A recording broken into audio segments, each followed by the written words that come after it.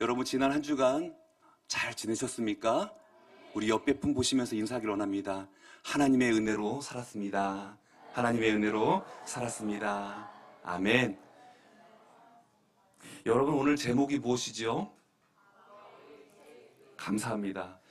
이 제목을 고민하면서 이 제목을 간단하게 더 표현할 수 있는 방법은 없을까? 그런데요. 그 바울의 일체의 비결이라는 그 말 속에요. 자족이라는 말이 들어있고요. 만족이라는 말이 들어있습니다. 아마 우리 학생들은 자족이라는 말보다는 만족이라는 말을 더 쉽게 이해할 수 있습니다. 여러분 정말 만족하며 살아가고 있습니까? 여러분 모두가 주님 한 분만으로 만족하시는 여러분 되시기를 주의 이름 축복합니다. 여러분의 삶의 가운데 은혜가 가득합니까? 은혜라는 이 말씀 속에서 오늘 우리가 자족하고 있는가 생각해 볼 때 국어사전에는 이 자족이라는 말이 스스로 넉넉함을 느낀다라는 뜻이 있습니다. 스스로 넉넉함을 느낀다. 사도 바울은 지금 어디에 있는 상황입니까? 바로 감옥에 갇혀 있는 상황입니다. 감옥에 갇혀 있는 상황임에도 불구하고 자신 스스로가 나는 스스로 넉넉하다라고 느끼고 있습니다. 여러분 사도 바울은 언제 죽을는지 알 수가 없습니다. 지금 사도 바울은 감옥에 갇혀 있어서 언제 사형을 당할는지 모르는 그런 두려움 가운데서도 원망하지 않고 감사하며 기뻐하고 있습니다. 자신을 시기하는 사람들이 있음에도 불구하고 오히려 하나님 앞에 기쁨과 감사함으로 나아갑니다. 유오디아와 순두개가 빌립보 교회를 어지럽게 하고 분파가 생기고 나뉘게 되면서 서로 다투었을 때 역시 그들을 향하여서 권면하며 이야기합니다. 협력하라고 이야기합니다. 그리고 결단코 흔들리지 않습니다. 자신에게 돈도 없습니다. 자녀도 없습니다. 아내도 없습니다. 집도 없습니다. 노후 보장도 없습니다. 그런데 감옥에 갇혀 있는 가운데 질병만 있습니다. 질병이 있는 가운데 한마디 불평하지 아니하고 원망하지 아니하고 오히려 감사하고 기뻐하고 있는 사도 바울의 모습을 우리는 볼 수 있습니다. 오늘 사도 바울이 쓴 빌립보 서신은요, 마게도니아 지역에 있는 이 마게도니아 지역은요, 빌립보, 데살로니가, 베레아 지역을 가리키고 있습니다. 여기에 분포되어 있는 교회들에게 말씀을 선포하면서 오늘 사도 바울은 기쁨과 감사의 서신을 오늘 기록하고 있는 것입니다. 사도 바울이 무엇 때문에 기쁨과 감사가 그의 삶에 끊이지 않았을까요? 오늘 그가 복음을 증거하며 나아갈 때 필요한 것은 물질이 아니고 그들의 선물이 아니다라는 것을 우리에게 보여주고 있습니다. 오늘 10절의 말씀에 보면은요, 내가 주 안에서 크게 기뻐함은 너희가 나를 생각하던 것이 이제 다시 싹이 나미니 너희가 또한 이를 위하여 생각은 하였으나 기회가 없었느니라 말씀하고 있습니다. 여러분 우리는 주 안에 있을 때 참된 기쁨과 평안과 감사를 누리게 되는 줄 믿습니다. 사도 바울의 외침이 무엇입니까? 빌립보서 4장 4절에 있는 말씀처럼 주 안에서 항상 기뻐하라. 내가 다시 말하노니 기뻐하라 라고 말씀하고 있습니다. 빌립보 서신의 주제가 바로 기쁨인 것입니다. 여러분 가운데 기쁨이 사라졌습니까? 여러분 가운데 은혜가 사라졌습니까? 오늘 사도 바울이 말하는 것처럼 바울의 일체의 비결을 배우시기를 주의 이름으로 축원을 드립니다. 오늘 우리에게 주 안에서 항상 기뻐하라 하시는 이 말씀은 주님을 떠나서는, 주님 밖에서는 결단코 기쁨이 없다는 것입니다. 세상 밖에 기쁨이 있을 거라 생각하지만 세상 밖에는 오히려 우리를 향하여서 저주의 삶으로 이끌어간다는 것입니다. 오늘 말씀에 살펴보면 사도 바울은 이렇게 이야기합니다. 이제 다시 싹이 나미니 라고 말씀하고 있습니다. 여기에서 싹이 난다는 게 무엇일까요? 싹이 나미니라 이 말씀은요, 봄날이 되었을 때 싹이 움트려 있던 것이 돋아나는 것을 말씀하고 있습니다. 그 말씀 무엇일까요? 도움을 줄 수 있는 때가 이제 되었다라는 것입니다. 빌립보 교회 성도들이 사도 바울에게 연보계를 가지고 헌금을 가지고 나아가려 했지만 여러 번 나아가지 못하였다. 기회가 없었다라고 이야기합니다. 그것은 무엇 때문에 그렇습니까?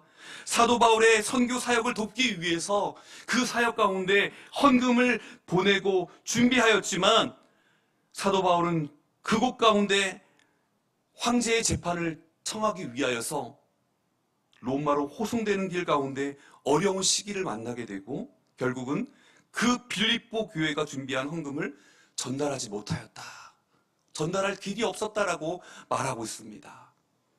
그러나 이제 사도 바울은 감옥에 다시 수감됨으로 말미암아서 헌금을 전달할 길이 열렸다라고 이야기합니다. 그 말씀이 너희가 또한 이를 위하여 생각은 하였으나 기회가 없었느니라 라는 말씀을 대변하고 있습니다. 에바브로디도라는 젊은 목회자를 통하여서 이 연보계를 가지고 지금 빌립보에서 로마 감옥까지 가고 있습니다. 거리는 1200km가 되는 그 거리를 에바브로디도는 기꺼이 즐거움으로 연보계를 가지고 나아갑니다. 오늘 성경의 말씀에 보면 고린도 후서 8장 1절로 2절 말씀인데요. 형제들아, 하나님께서 마게도냐 교인들에게 주신 은혜를 우리가 너희에게 알리노니 환난의 많은 시련 가운데서 그들이 넘치는 기쁨과 극심한 가난이 그들의 풍성한 연보를 넘치도록 하게 하였느니라 말씀하고 있습니다. 여기에서 말씀하고 있는 그 지역, 빌립보 교회, 데살로니가 교회, 베레아 교회에 있는 이 마게도니아 지역에 있는 교회들이 연보를 가난한 가운데서도 넘치도록 하였다라고 말씀하는 것은 무엇일까요? 참 이상하지 않습니까? 오늘 분명히 사도 바울은 선물과 헌금을 통하여서 내가 마음이 기쁘다, 즐겁다라고 하는 게 옳을 텐데 오늘 그의 감사의 내용은 오늘 선물에 있지 않다, 헌금에 있지 않다라고 말씀하고 있습니다. 오늘 우리가 보통 선교 예물을 보내고 선교 헌금을 보내게 되면 선교지에서 선교 편지가 도착하게 됩니다. 그 선교 편지에 어떠한 선물을 해주어서 우리의 사랑하는 성도들이 너무나 행복하게 잘 사용되었으며 또한 이 선교 사역에 얼마나 큰 도움이 되었는지 모릅니다라고 이야기합니다. 또한 선교의 예물을 통하여서 어디에 구체적으로 쓰임 받았습니다라고 그 선교 활동에 대해서 이야기할 것입니다. 그러나 오늘 본문 말씀에 보면 그러한 내용을 찾아볼 수가 없습니다. 선교 예물에 대한 감사라든지 또한 그 선물에 대한 고마움을 이야기하지 않습니다. 빌립보 교인들에 대해서 오히려 나는 감사하는 것은 그들의 관심과 사랑의 태도에 대해서 감사하고 있다라고 이야기하고 있습니다. 그러면 이 헌금과 선물이 자기의 그 물질적인 필요를 채워주는 것이 아니라고 말한다는 것입니다.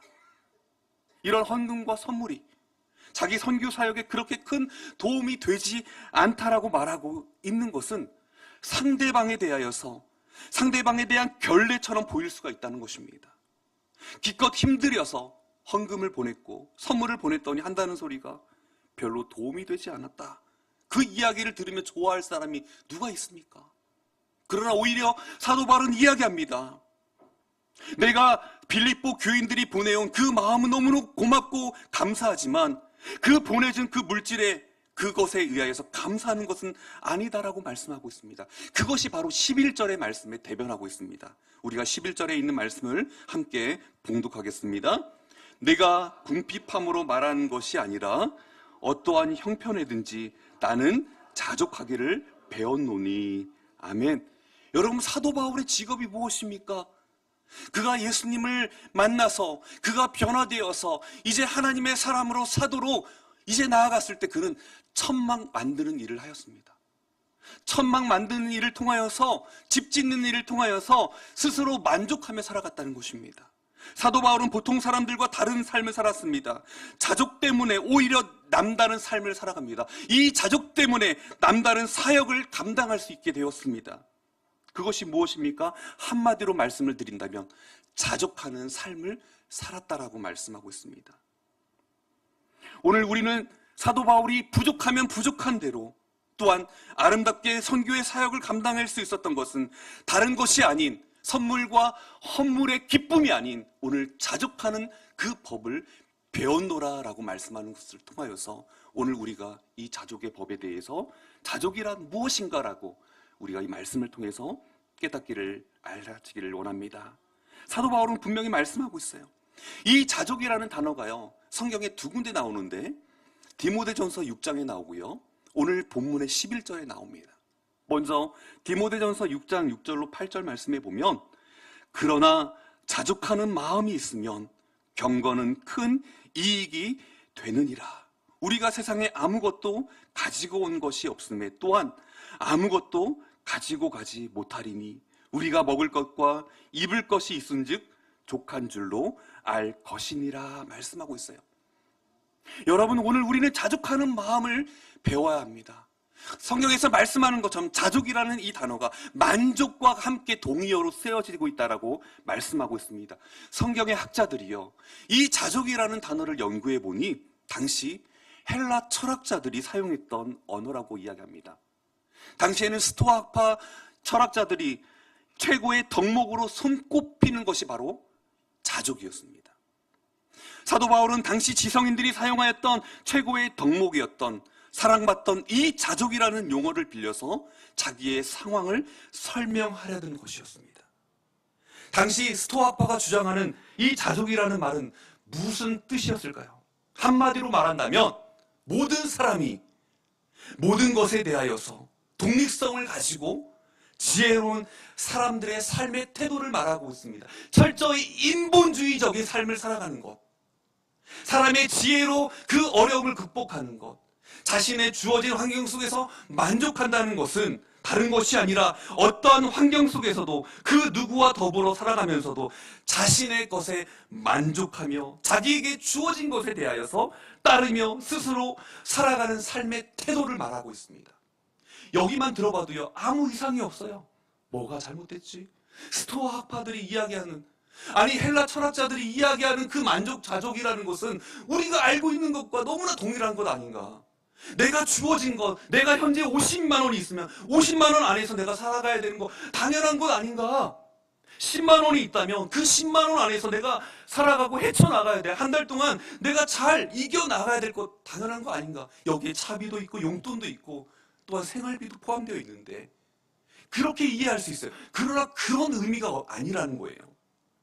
당시에 대표하는 지성인 가운데 한 사람으로 꼽히는 세네카는 이렇게 이야기합니다. 행복한 사람은 그의 현재의 운에 만족하고 그것이 무엇이든지 간에 자신의 환경과 조화할 수 있는 그런 사람이다.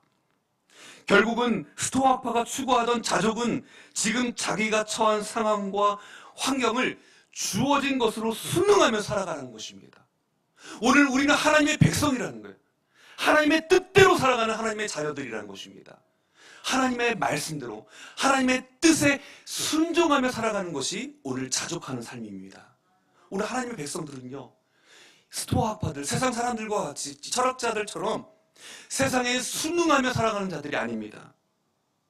오늘 우리는 자신에게 능력이 주어지는 것에 대응하며 살아가는 건 어찌 보면 그것은 저들이 말하는 자족이라는 의미는요, 바로 체념과 같습니다. 그들이 말하는 자족은요, 체념이 될 수밖에 없다는 거예요. 그러나 오늘 사도 바울이 말씀하고 있는 이 자족은 오늘 우리에게 말씀한 처한 상황과 환경 속에서 하나님께서 분명히 우리 가운데 똑똑히 섭리하고 계심을 바라보아야 된다고 말씀하고 있습니다. 하나님은 우리의 어려운 그 실정과 상황 가운데 환경 속에서 역사하고 계시는 분이시라고 말씀하고 있습니다. 스토아파가 운명적으로 자신의 삶을 어찌하다 보니 이러한 상황과 환경을 맞이하였다라고 하면서 생각하며 받아들이는 그 근본과는 다른 것을 말씀하고 있습니다.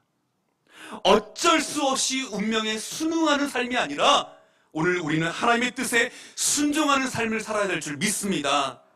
오늘 사도 바울은요, 지금 자신이 처해 있는 상황과 환경은 하나님께서 그 뜻을 이루시기 위해서 그 과정에 주어진 것이라 말씀하고 있습니다. 그래서 그 뜻이 이루어지는 날 소망 가운데 하나님 앞에 담대히 나아갈 수 있는 것입니다. 오늘 기댈 수 있는, 의지할 수 있는 힘이 세상에 있지 않다라고 말씀하고 있어요.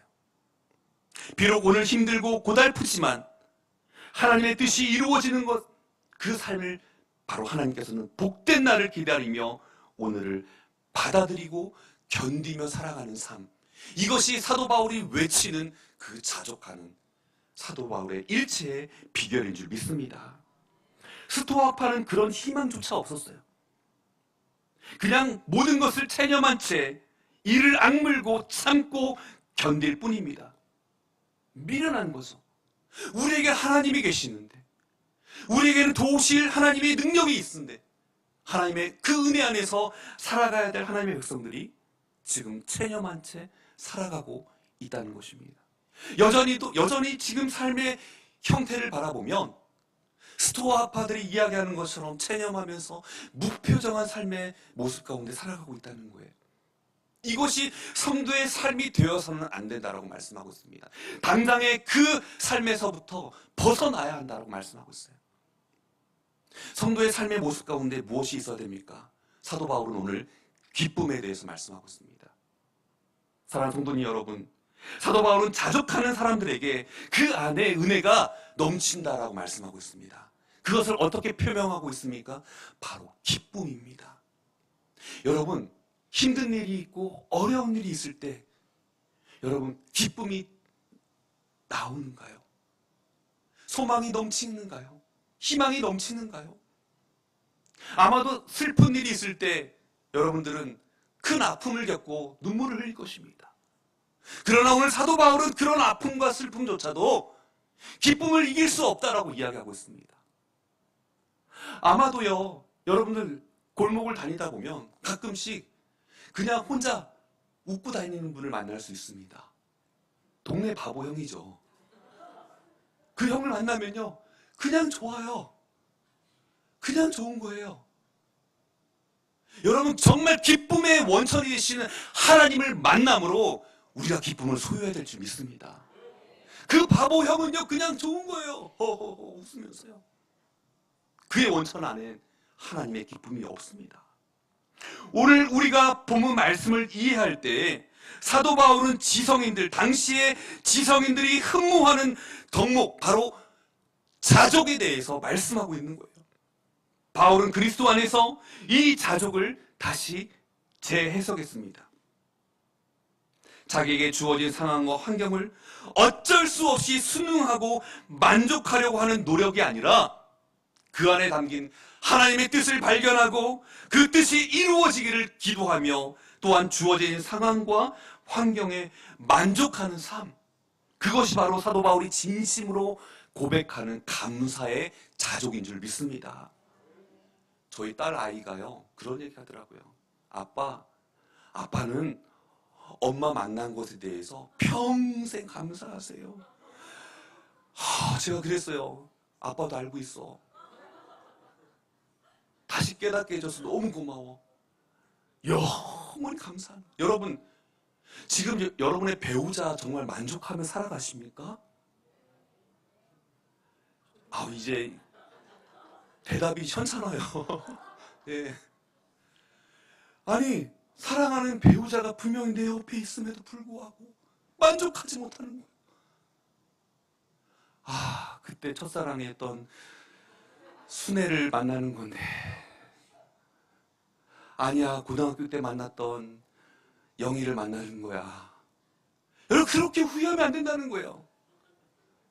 여러분들이 삶의 목표 가운데 현재의 삶에 만족하는 것은요, 나에게 주어주신 배우자, 그 얼굴을 보면, 사진을 보면서 여러분들 그동안 힘든 일들 많이 겪어오지 않았습니까? 눈물 날 일이 많이 있지 않았습니까? 그 사진을 바라보면서 참고 인내하면서 부족한 나를 데리고 살아준 것만 해도 너무 감사하다. 그러며 살아가는 거예요. 아내분도 역시 마찬가지예요. 그 사진 속에 있는 내 남편 바라보면서 불쌍하다, 긍휼히 여기는 마음을 가지고 그동안 함께한 그 세월에 대해서 만족하며 살아가는 거예요. 자식을 바꿀 수 있습니까? 아니, 자녀를요 바꿀 수 있어요. 저 옆집에 있는 아이와 우리 아이를 바꿀 수 있습니까? 저는 못 바꾼다고 생각합니다. 아니, 사랑하는 우리 자녀들, 아니 아무리 이쁜 연예인과 같은 그 아이들이, 여자아이들이 있어도요, 내 사랑하는 자녀를 그 아이 트럭으로 한번 데려오십시오. 바꿀 수 있습니까? 바꿀 수 없다는 거예요. 사랑하는 아들도 역시 마찬가지예요. 그 아들들을 데리고 온다 할지라도 바꿀 수 없는 거예요. 오늘 자족이라는 것, 사랑하는 성도님 여러분, 정말 자족하고 계십니까? 우리 현재의 상황 속에서, 처해 있는 환경 속에서 하나님께서 허락하신 것으로 믿고 고백하며 살아가는 삶, 그것이 자족이라는 거예요. 만족함을 누리지 못하는 사람들은요, 어떤 사람입니까? 자기의 상황과 환경을 통해 하나님의 역사하심을 바라보지 못하는 자입니다. 오늘 우리는 겸손히 하나님 앞에 서 있어야 될 줄 믿습니다. 왜 그렇습니까? 자족을 배워야 합니다. 오늘 본문의 말씀 11절의 말씀처럼 어떠한 형편에든지라고 전제 조건이 있습니다. 어떠한 형편에든지 나는 자족하기를 배웠노니 라고 말씀하고 있어요. 어떠한 형편에서든지, 배부를 때, 배고플 때, 내가 궁핍함에 처했을 때, 내가 또한 비천함에 처했을 때도, 풍부함에 처했을 때도 나는 일체의 비결을 배우노라 라고 사도 바울은 외쳤다는 것을 우리는 알 수 있습니다. 그는 모든 일 곧 배부름과 배고픔과 풍부와 궁핍에도 처할 줄 아는 일체의 비결을 배웠노라 말씀하고 있습니다. 한마디로 자족을 배웠다라고 말씀하고 있습니다. 여러분 정말 자족하고 있습니까? 여러분의 삶 가운데 하나님의 은혜가 풍성하기를 주의 이름 축복합니다. 그렇다면 왜 자족을 배웠을까요? 왜 자족을 배워야 합니까, 우리가? 인생에는 다양한 상황과 환경이 개인에 따라 다르게 도래하기 때문에 그렇습니다. 인생은 늘 같지 않습니다. 비천할 때도 있고 풍부할 때도 있습니다. 그래서 변화하는 다양한 상황 속에서도 자족하라라고 말씀하고 있는 것입니다. 사도 바울이 외치는 것, 오늘 본문의 12절에 있는 말씀입니다. 12절에 있는 말씀을 같이 봉독합니다. 나는 비천에도 처할 줄도 알고 풍부에도 처할 줄도 알아 모든 일 곧 배부름과 배고픔과 풍부와 궁핍에도 처할 줄 아는 일체의 비결을 배웠노라. 아멘. 자족하는 비결을 배웠다는 거예요. 일체의 비결, 자족하는 능력이라는 거예요. 여러분 믿으십니까? 이것은 같은 동의어로 사용되고 있습니다. 일체의 비결을 배웠다는 것은요, 오늘 무슨 극기 훈련을 통하여서 내가 얻어가는, 무엇을 획득하는 그러한 것이 아니라는 거예요. 올림픽에 참가하기 위해서 내가 참고 오래 참고 극기 훈련하는 것 아니라고 말씀하고 있습니다. 오히려 자기를 발견하는 것이 아니라 고난 중에 주님을 만나는 것입니다. 사람에게 가장 중요한 체험이 무엇이겠습니까? 고난 중에 신앙의 체험인 줄 믿습니다. 고난 가운데 비천에 처할 줄도 알고 풍부에 처할 줄도 아는 사람. 사도 바울은 그래서 비천에 자족할 줄 아는 사람이 풍부에도 자족할 줄 알기 어렵다라고 이야기하고 있습니다. 이거 무엇을 이야기하고 있습니까? 어렵게 살던 사람이 형편이 나아지면 어떻게 살아야 될지, 자족해야 될지 알지를 못한다는 것입니다. 그래서 어렵게 신앙생활 해왔던 분들이 이제 하루아침에 부자가 되어서 하나님을 버리고 교회를 떠나는 일을 종종 보게 되는 것입니다.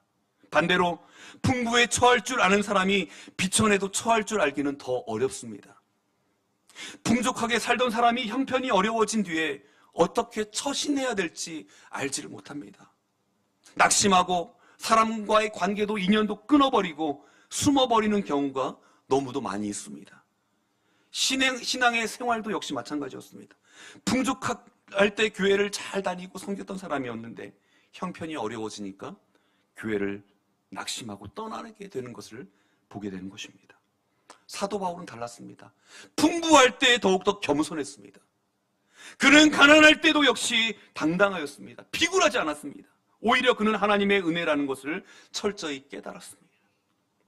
내가 풍부한 것은 하나님의 뜻이었고 하나님의 은혜 안에서 이루어진 것을 하나님의 뜻을 구하며 살아갔습니다.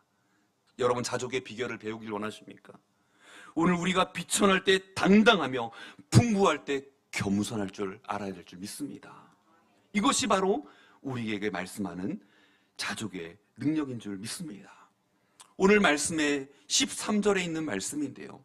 13절에 있는 말씀을 보면 내게 능력 주시는 자 안에서 내가 모든 것을 할 수 있느니라. 아멘. 여러분 이 사실을 많은 사람들이 오용하고 있어요. 어떻게 하고 있습니까? 그냥 앞뒤 문맥을 고려하지 아니하고 단지 그냥 내게 능력 주시는 자 안에서 내가 모든 것을 할 수 있느니라 이 말씀만을 붙들고, 그래, 내게 능력 주시면 내가 질병도 치료할 수 있지, 내게 능력 주시면 나에게 은사를 내게 주시면 내가 이 모든 것을 할 수 있지, 잘못 오용되고 있다는 거예요. 병고침의 은사와 이적을 행할 수 있는 능력으로 착각하고 있다는 것입니다. 여러분, 여기에서 능력은 무엇입니까? 이 헬라어로 카리스마입니다.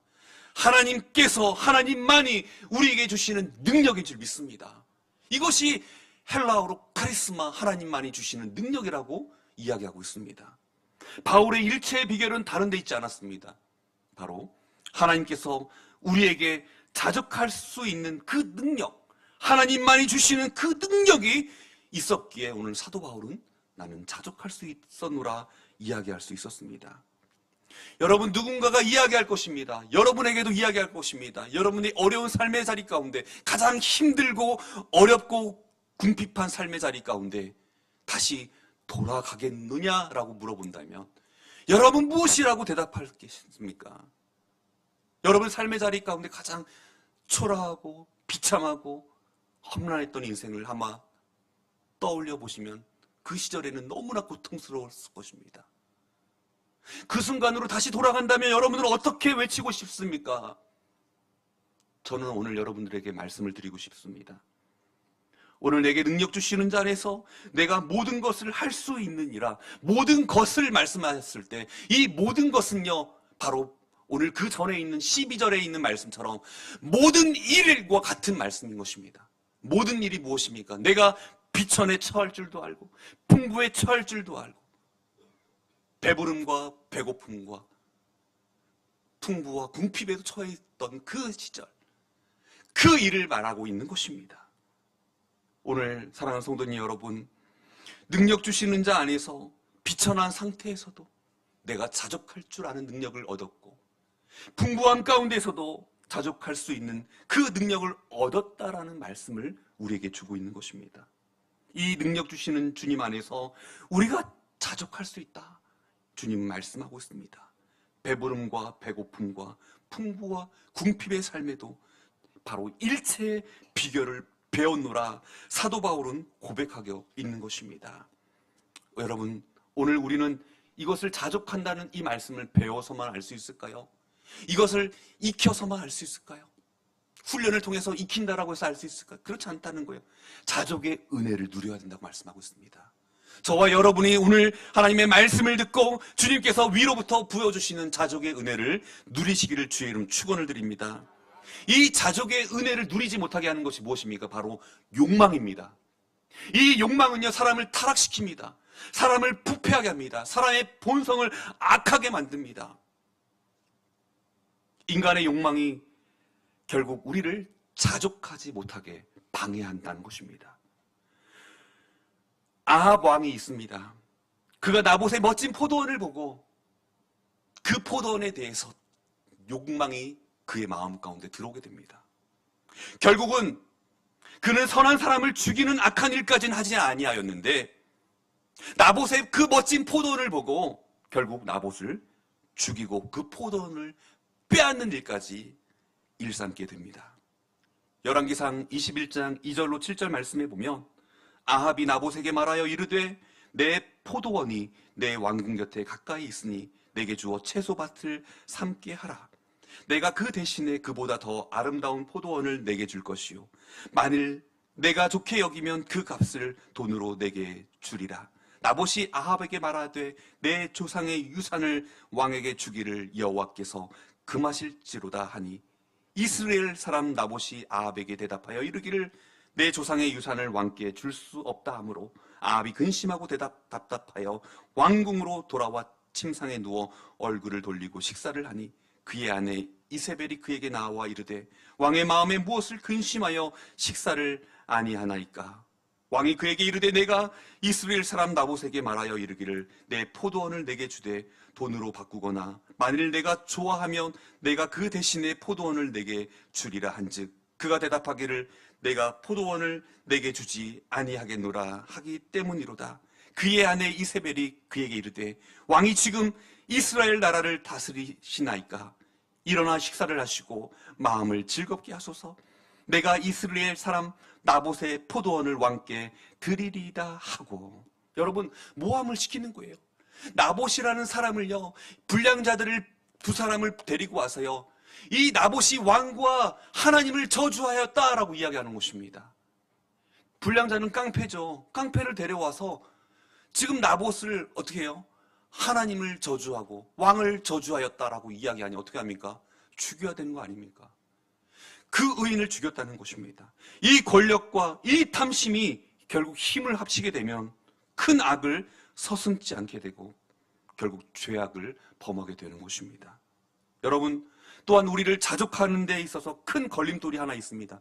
그것은 무엇입니까? 바로 염려입니다.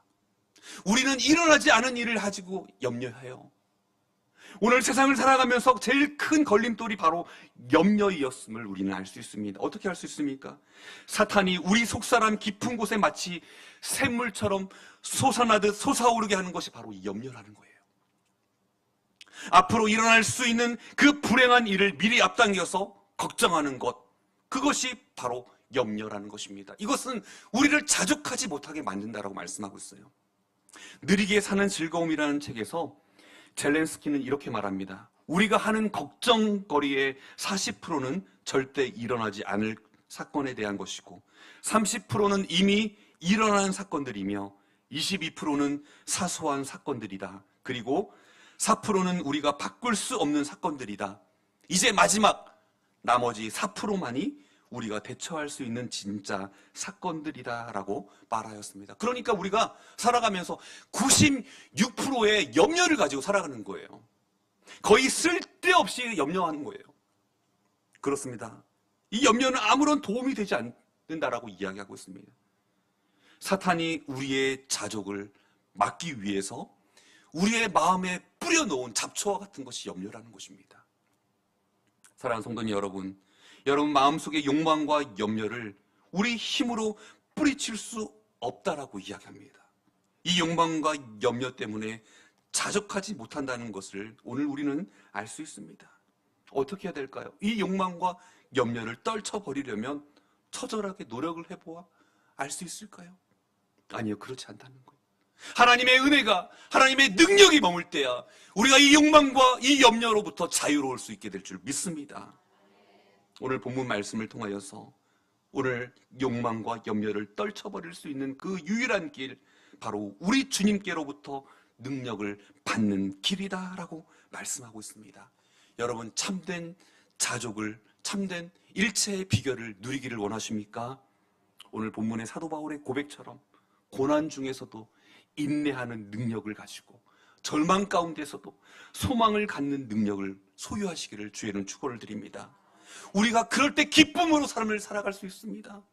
주님을 의지하는 능력이 진정한 성도의 능력인 줄 믿습니다. 탈무드에는 이런 말이 있습니다. 세상에서 가장 지혜로운 자는 누구인가? 모든 사람으로부터 배우는 사람이라고 이야기합니다. 누가 가장 힘이 센 사람인가? 라고 이야기했을 때 자신을 이기는 사람이다라고 이야기하고 있습니다. 누가 가장 행복한 사람인가? 라고 이야기했을 때 현재 가진 것에 만족하는 사람이다라고 이야기하고 있습니다. 성도님 여러분, 오늘 우리는 자족하면 행복해질 수 있다는 것을 알 수 있습니다.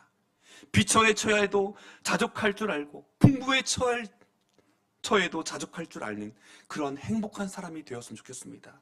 하나님의 백성들에게 능력 주시는 자 안에서, 그리스도 안에서 모든 것을 할 수 있느니라. 이 말씀은 하나님의 능력과 하나님이 주시는 그 은혜로서만 가능케 되어진다라고 말씀하고 있습니다. 우리는 그리스도의 능력 안에서, 그리스도의 그 은혜 안에서 우리 모두가 자족할 수 있게 될 줄 믿습니다. 우리 모두 예수 그리스도의 그 도우심을 통하여서 일체의 비결을 통해 행복한 삶을 누리시는 축복된 성도님들 다 되시기를 주의 이름으로 축원을 드립니다. 기도하겠습니다.